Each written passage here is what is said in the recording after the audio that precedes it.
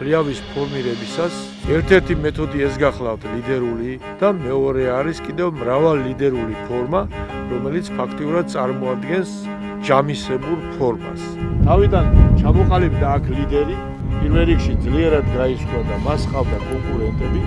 ამან ეს ტოტი ფაქტიურად დააკნინა და ფაქტიურად ამ ტოტმა დაკარგვა ლიდერის ფუნქცია.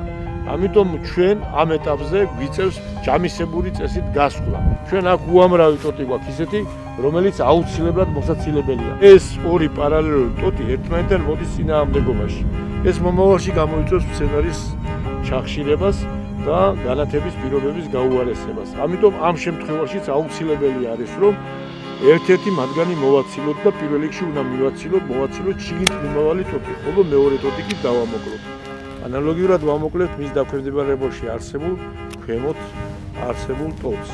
ფიქრობ, რომ აი ეს ტოტიც მომავალში ჩვენ შეგვიქმნის პრობლემას, ამიტომ ამ ტოტის მოცილებაც საჭიროა იმისათვის, რომ შეიქმნას ვარჯიშის შიგნით განათების უკეთესი პირობები. ეს ტოტები, ეს ორი ტოტი ამ შემთხვევაში არის ზედმეტი, ვიწევს მისი ამოჭრა და სცენარიდან მოცილება.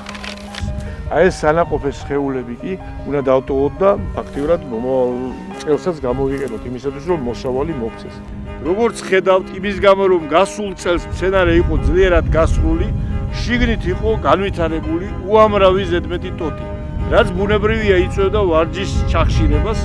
ამიტომ ჩვენ იძულებული შევიქნებით, რომ ეს ზედმეტი ტოტები, ანუ ჩამახშირებელი ტოტები მოვაცილეთ სცენარს, ხოლო ნაზარდი წვერებში ასე თუ ისე დავამოკლეთ ჩვენ და მივიღეთ გარკვეულწილად ჯამისებური ფორმა.